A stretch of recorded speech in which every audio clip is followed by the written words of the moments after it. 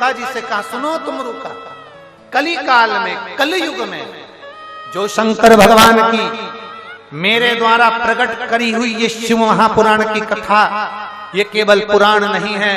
शिव जी कहते हैं ये मेरा एक अंश स्वरूप है।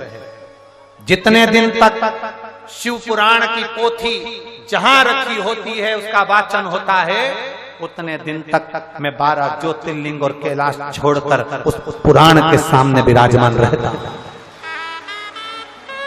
उस पुराण के सम्मुख में विराजमान रहता हूं। इसलिए इस व्यासपीठ का एक नियम आपको हम पहले भी बताए हैं, आरती करते समय या कथा चलते समय हम सामने से किसी को नहीं निकलने देते, क्योंकि मेरा देव अधिदेव महादेव 7 दिन जब कथा चलती है उस समय पर मेरा बाबा वो 3 घंटा उसके सामने विराजमान होकर कथा का रसतत्व ग्रहण करता है, उसकी साक्षी होती है।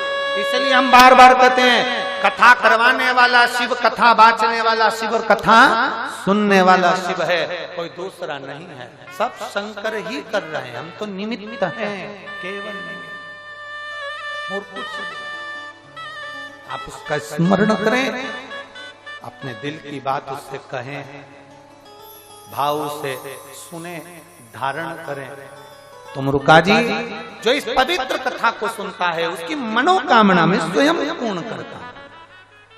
जो शिवालय तक आकर 1 लोटा जल समर्पित करता है, मैं नंदी के साथ शाम तक उसके घर में प्रदोष काल तक पहुंच जाता। ये शिव कह रहा है। प्रदोष काल का जो समय होता है, प्रदोष का जो समय होता है, शंकर के आगमन का समय होता है प्रदोष का। कभी सीहोर जाएं, कुबेरेश्वर धाम पर कभी भी जाएं, भले रुद्राक्ष मिले ना मिले, पर शाम की प्रदोष की आरती, शाम की आरती एक बार जरूर दर्शन करें। और शाम की प्रदोष काल की आरती का लाइव प्रसारण भी होता है रोज हमारे YouTube चैनल पर।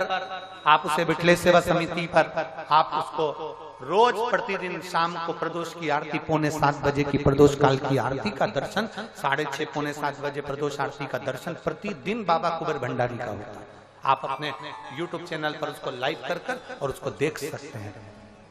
प्रतिदिन देखो, ज्यादा नहीं जा सकते तो 5 दिन उस प्रदोष आरती का प्रतिदिन दर्शन करें। बिठले सेवा समिति के YouTube चैनल को आप उस पर जाकर और उस प्रदोष आरती का दर्शन प्रतिदिन शाम के टाइम करो, उसका दर्शन, उसका आनंद।